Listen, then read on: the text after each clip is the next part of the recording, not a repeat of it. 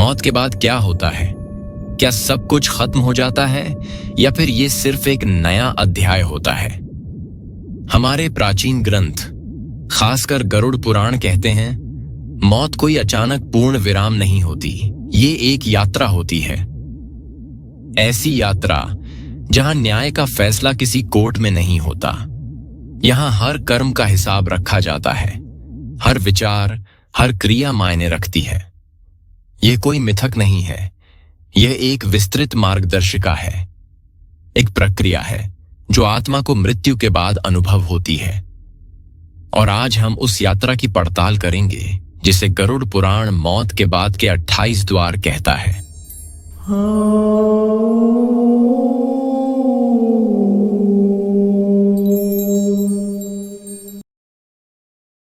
गरुड़ पुराण के अनुसार आत्मा तुरंत इस दुनिया से निकल नहीं जाती। आत्मा पहले कुछ दिनों तक अपने शरीर के पास रहती है और देखती है कि लोग उसकी मौत पर कैसे प्रतिक्रिया दे रहे हैं। वो शोक, भावनाएं सब महसूस करती है। 13 दिन तक यह सूक्ष्म शरीर सक्रिय रहता है। फिर धीरे धीरे एक आकर्षण महसूस होता है, एक शक्ति जो उसे आगे की ओर खींचती है। 17वें दिन से असली यात्रा शुरू होती है। यम के दूत आते हैं और फिर लगभग 47 दिनों तक आत्मा यम के दरबार तक यात्रा करती है, जिसे यम सभा कहा जाता है। वहां जाकर आत्मा का पूरा कर्म लेखा जोखा खोला जाता है। कोई न्यायाधीश नहीं होता, स्वयं आत्मा अपने कर्मों को देख लेती है। हर कार्य का प्रभाव समझ में आता है, अच्छे और बुरे दोनों। उसी विश्लेषण के आधार पर तय होता है कि आत्मा का अगला पड़ाव क्या होगा, और यह अगला पड़ाव होता है नरक। नरक का मतलब स्थायी नरक नहीं होता, यह एक अस्थायी स्थान है जहां आत्मा अपने कर्मों का निवारण करती है। गरुड़ पुराण कहता है कि 28 नरक होते हैं और प्रत्येक नरक एक विशिष्ट कर्म के लिए निर्धारित होता है।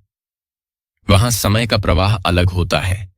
वहां एक इकाई होती है जिसे यम कहा जाता है। एक यम 6 घंटे। किसी दंड में 2 यम लगते हैं, किसी में 30, यानी लगभग 1 हफ्ता। और नरक के समय को पृथ्वी के समय से तुलना करें तो एक नरक का दिन 1 मानव वर्ष। तो अगर आत्मा एक दिन नरक में है तो पृथ्वी पर 1 साल निकल जाता है। और जितना गहरा नरक होता है उतना अधिक समय धीमा हो जाता है। 1 सेकंड वहां लगता है जैसे 1 शताब्दी गुजर गई हो। यह केवल दंड नहीं होता, यह आत्मज्ञान होता है। वहां समय घड़ी से नहीं, पछतावे से मापा जाता है। द्वार एक तमिस्र का है, उन लोगों के लिए जो दूसरों का अधिकार छीनते हैं। वहां केवल अंधेरा और भ्रम होता है और आत्मा एकाकीपन महसूस करती है। द्वार 2 अंध तमिस्र, जो अपने ही परिवार के साथ धोखा करते हैं। वहां अज्ञानता इतनी बढ़ जाती है कि आत्मा को खुद के अस्तित्व का भी एहसास नहीं होता। द्वार 3 रौरव, जो दूसरों को दर्द पहुंचाते हैं। वहां आत्मा को वही दर्द महसूस होता है जो उसने दूसरों को दिया था। द्वार 4 महारौरव, जो दूसरों का शोषण करते हैं। वहां आत्मा को ऐसी प्राणियों का सामना करना पड़ता है जो लोभ से उत्पन्न होते हैं। द्वार 5 कुंभीपाक, जो जानवरों को सताते हैं। वहां आत्मा को उबालते हुए तेल जैसी स्थिति से गुजरना पड़ता है। द्वार 6 कालसूत्र, जो झूठ बोलते हैं और भ्रष्टाचार करते हैं। वहां हर कदम पीड़ादायक होता है, जमीन जलती हुई होती है। द्वार 7 अस्सीपत्रवन, जो पवित्र ज्ञान का मजाक उड़ाते हैं। उन्हें तलवारों के पेड़ों के जंगल से गुजरना पड़ता है। द्वार 8 शूकरमुख, जो घमंडी और हिंसक होते हैं। वहां उनका ही क्रोध उनके खिलाफ हो जाता है। द्वार 9 अंधकूप, जो स्वार्थी और क्रूर होते हैं। वहां उन्हें अंधे कुएं में फेंक दिया जाता है जहां कोई रास्ता नहीं होता। द्वार 10 कृतघ्न, जो अपने माता पिता, गुरु या मदद करने वालों का अपमान करते हैं। यहां आत्मा को बार बार अस्वीकृति और अपमान का सामना करना पड़ता है। द्वार 11 लाल भोजन। जो लोग खाने के लिए गलत तरीके अपनाते हैं, खासकर जो दूसरों का खाना छीनते हैं या उसे बर्बाद करते हैं, यहां आत्मा को कभी भूख नहीं मिटती, बस तड़प होती रहती है। द्वार 12 वेतरिनी। जो लोग दूसरों को धोखा देते हैं या जानबूझकर उन्हें नुकसान पहुंचाते हैं, यहां आत्मा को एक नदी से गुजरना पड़ता है जिसमें खून, कीड़े और दर्द की चीखें होती हैं।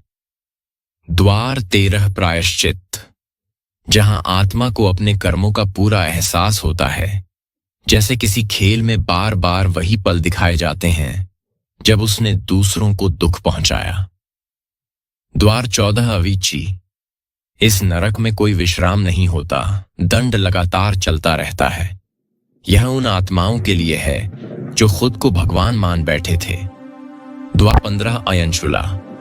यहां आत्मा को भ्रमों और जालों का सामना करना पड़ता है, यहां तक कि आत्मा अपनी पहचान भी भूल जाती है। यह स्थिति अत्यधिक उलझन में डालने वाली होती है। द्वार 16 अंधतमिश्र। फिर से सक्रिय होना।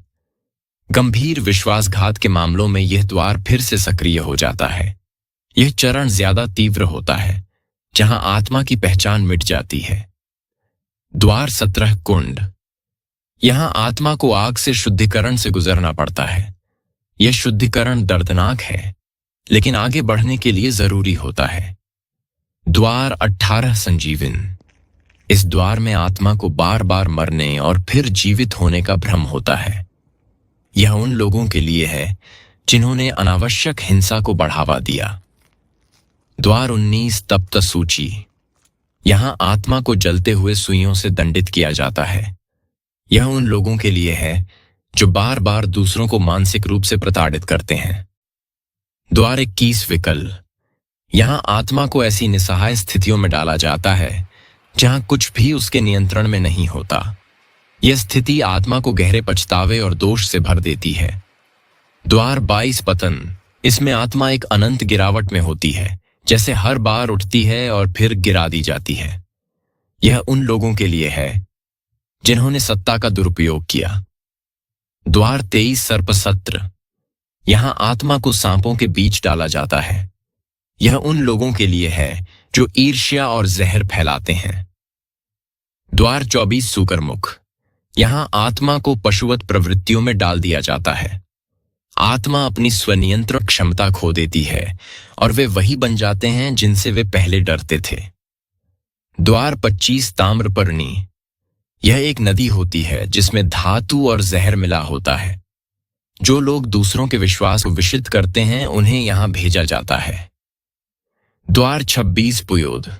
यहां आत्मा को बुरी गंध, सड़न और सड़न के बीच रखा जाता है। यह उनके कर्मों की भीतरी गंदगी का प्रतिबिंब होता है। द्वार 27 प्राणरोध। यहां आत्मा को बार बार सांस ली जाती है और छीन ली जाती है।